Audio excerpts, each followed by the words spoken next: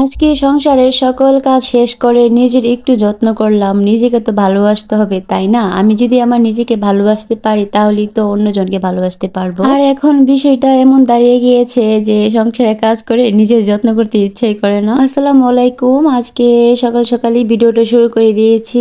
আর গতকাল কিছু বাজার করা হয়েছিল বাসার জন্য। ভাবলাম যে প্রথমে বাজারগুলাকে রিফিল করে নিই। বাজারগুলা ব্যাগে রয়ে গিয়েছিল আর কি। বাসায় যেগুলা ছিল না আর যেগুলা প্রয়োজন এগুলাই আনা হয়েছে। আমাদের ব্রাউনবাড়িতে তো এখন ইদানিং অনেক বেশি শীত পড়ছে, মানে এত বেশি শীত লাগে, এখন অনেক কুয়াশা থাকে ভোর সকালে। এই বছর মনে হচ্ছে যে শীত অনেক বেশি পড়তেছে। আর শুধু এই বছর না, গত বছরও কিন্তু মোটামুটি ভালোই শীত পড়েছিল। মানে গত বছর থেকে এই বছর মানে শীতটা একটু বেশি পড়তেছে। আর এর আগে কিন্তু মোটামুটি কমই ছিল শীত। আমার কাছে অতিরিক্ত শীত থেকে না গরমেই ভালো লাগে, কারণ অতিরিক্ত শীত থাকলে না একদমই ভালো লাগে না, বিছানা থেকে উঠতে ভালো লাগে না, রান্না বান্না করতে ভালো লাগে না।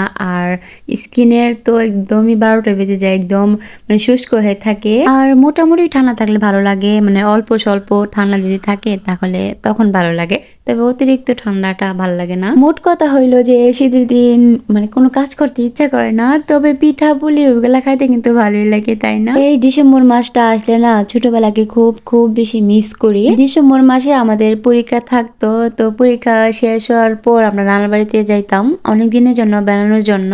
আর তখন শুধু অপেক্ষা করতাম যে কখন আমাদের পরীক্ষা শেষ হবে। এমনও দিন গিয়েছে যে যেদিন লাস্ট পরীক্ষা ছিল, তো ওই দিন পরীক্ষা শেষ করার পর তারপর আমরা নানা বাড়িতে গিয়েছি। আমরা ছোটবেলা বলতে অনেক বড় হয়েছে, বড় কিন্তু নানা বাড়িতে অনেক বেশি বেড়াইতাম।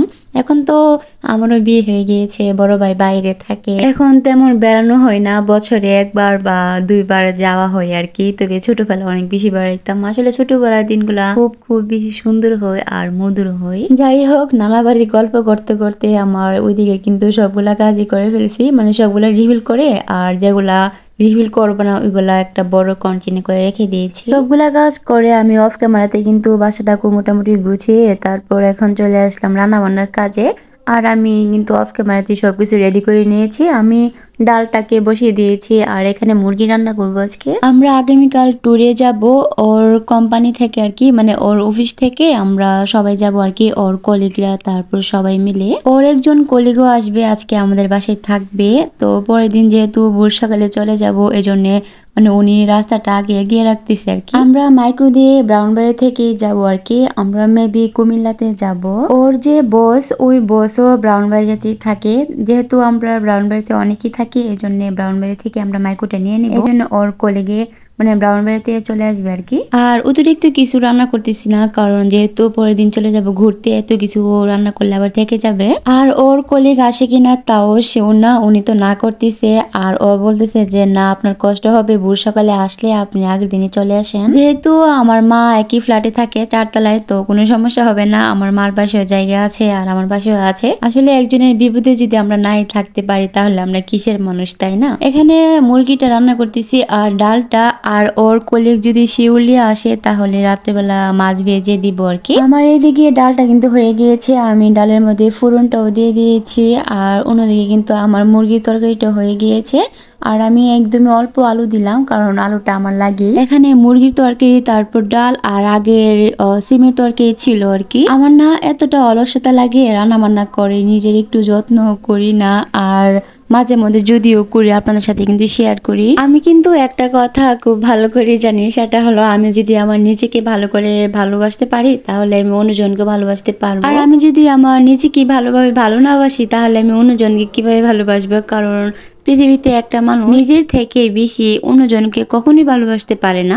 অনেকে আছে না যারা প্রেম করে বা হাজবেন্ডের সাথে রাগ করে হাত কেটে ফেলে বা পা কেটে ফেলে, না ওইগুলো আসলে মানুষে আবেগে করে, ওইগুলো আসলে ঠিক না। কারণ আপনি যদি হাত কেটে ফেলেন বা নিজেকে যদি আঘাত করেন তাহলে কিন্তু ওই ব্যথাটা নিজেরই পাইতে হয়। যাই হোক, আর ভক না করে আমি এখানে আজকে একটু স্কিন কেয়ার করব। আর শীতের মধ্যে আমার স্কিন প্রচুর পরিমাণে ড্রাই হয়ে যায়, আমি কি বলবো, একদম শুষ্ক হয়ে যায়। যেহেতু আগামীকাল ট্যুরে যাব, এই জন্য ভাবলাম একটু স্কিন কেয়ারটা করা যাক। আর আমি রান্না বান্না করে একদমই অলসতা লাগে, করতেই পারি না। এমনিতে কিন্তু সংসারের কাজের মধ্যে কোনো খামখেয়ালি করি না, বাসা কিন্তু একটু অগোছানো হওয়ার সাথে সাথে গুছিয়ে ফেলি, কিন্তু নিজের স্কিন কেয়ারের প্রতি একটু অলসতা লাগে আর কি। তো যাই হোক, আমি স্কিন কেয়ারটা আজকে কিভাবে করলাম শেয়ার করি। আমার স্কিন যেহেতু অনেক ড্রাই, আর ড্রাই স্কিনে কিন্তু মধু, গ্লিসারিন এগুলা খুবই উপকারী। আমি 1 চামচ কর্নফ্লাওয়ার, তারপর 1 চামচ মধু আর গ্লিসারিন মিক্স করে তারপর মুখে দিয়ে দিলাম। যাদের ড্রাই স্কিন তারা কিন্তু এই প্যাকটা ইউজ করে দেখতে পারেন, খুবই ভালো ফলাফল পাবেন।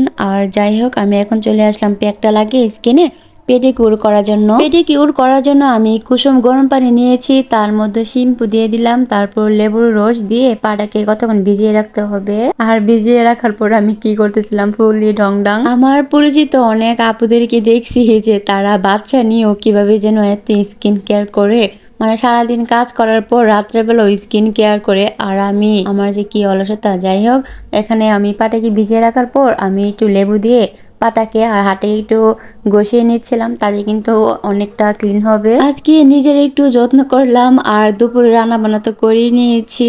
তারপর কিন্তু বিকেলে আজকে একটু মার্কেটও যাব, মার্কেটে অনেক কেনাকাটা আছে। রান্না বান্না করলে না হাত একদমই হলুদ হয়ে যায়, তারপর কিন্তু লেবু দিয়ে ঘষিয়ে নিলে হাত একদমই ক্লিন হয়ে যায়। যাই হোক, আমি পেডিকিউর করার পরে তারপর গোসল দিয়ে তো খাওয়া দাওয়া করে নিয়েছি, আর এখন সন্ধ্যার দিকে ওকে নিয়ে একটু মার্কেটে যাচ্ছি। শপিং ব্লগ আমি অন্য একটা ভিডিওতে শেয়ার করব। সেই পর্যন্ত ভালো থাকেন। আসসালামু আলাইকুম, আল্লাহ হাফেজ।